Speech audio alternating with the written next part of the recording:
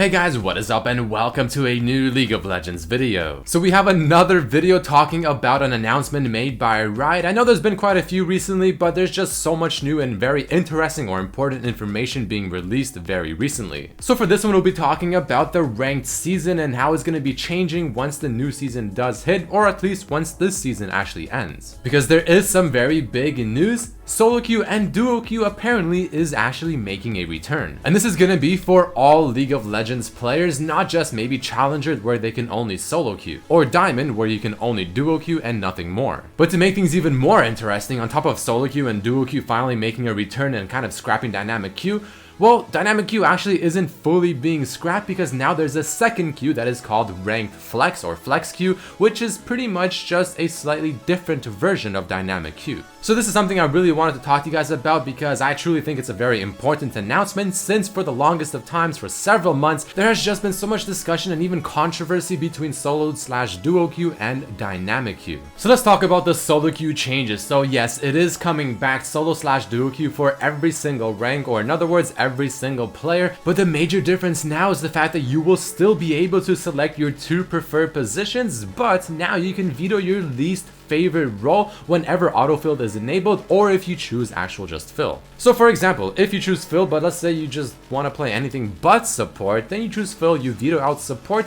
and you'll get one of the other 4 roles. Or if you're playing just normal solo queue and you happen to have the autofill enabled, then you can say to it, you know what, I'm fine, you can autofill me, but just don't give me maybe top lane. So that's how solo queue is returning with sort of a new twist. It's bringing the best thing of dynamic queue, or I guess the new champion select, throwing it into the old system and making something wonderful. But next to that, we of course have that new ranked flex or flex queue. So let's talk about that next and just explain exactly what this is. So flex queue is pretty much the dynamic queue that we experience for most of this current ranked season, where you can queue up to 5 players, and those who climb here will earn unique rewards and an additional flare on their border, of course at the end of the season.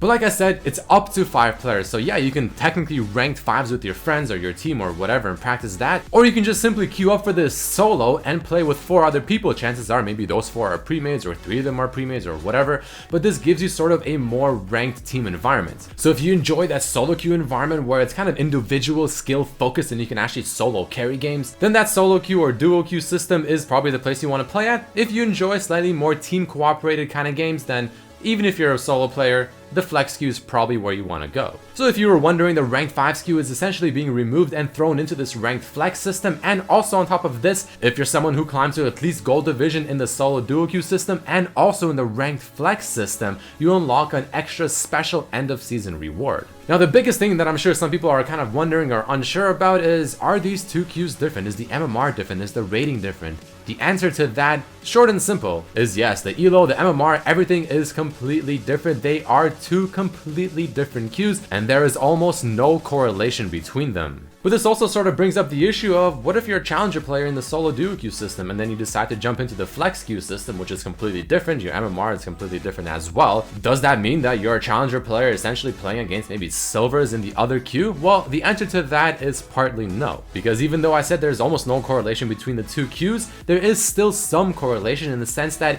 one queue will sort of look at your MMR in the other queue and try to sort of base the MMR on the other queue off of it as well. So for instance, if you are a diamond in solo duo queue, but you've never touched flex queue, then once you start playing flex queue, chances are it's not going to just throw you in against silvers or bronzes. It's going to see that you are diamond in the solo duo queue system, and it's going to sort of correlate that and make it think, you know what, okay, if you're diamond here, then we're probably going to be playing around maybe low plat or high gold, and then you can sort of go from there. So to my understanding, that's how the queues are supposed to work. That's the new implementation of the ranked season and the ranked queues coming in very soon. And I mean, I'm pretty excited for it. I have to say, Riot finally listened to the whole community. Dynamic queue is still pretty much there. The 2 queues are going to be separate. People are getting best of both worlds. So if you're a dynamic queue player and you like to play with your friends or in a kind of a team-oriented environment for League of Legends, boom, flex queue is the way to go. If you're someone that likes to play solo queue or duo queue and nothing more and nothing less, then you obviously have a way to play as well. Everyone has something to do, everyone will get rewarded, no one is left behind, and I feel like this is a pretty damn good solution. The only issue I might see is the fact that one of the queues, and probably flex queue if anything,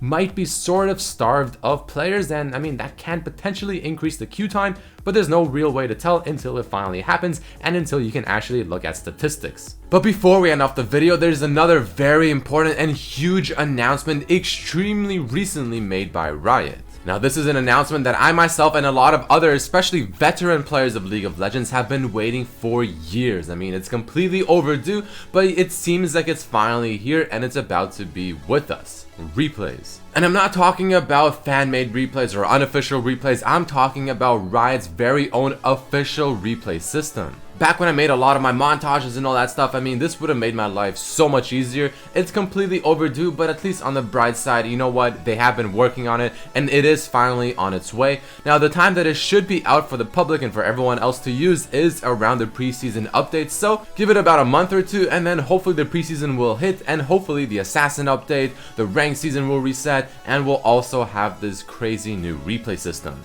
I don't know about you guys, but there has been a lot of very great news coming from Riot recently, and I mean, hopefully there's more to come. Hopefully they can announce the sandbox mode on its way as well, because that would just be absolutely perfect. But either way, I mean, it is what it is. Getting a lot of great things from Riot, so they're doing a great job clearly. Can't wait for the preseason, can't wait for all these changes, the Assassin update, the new client, the replay system, the new ranked season and the rank queues and all that good stuff. So I mean, if you're excited for this as much as I am, hit that like button to show your support and excitement. But either way, thank you guys so much for watching, and I hope to see you for my next video. Peace.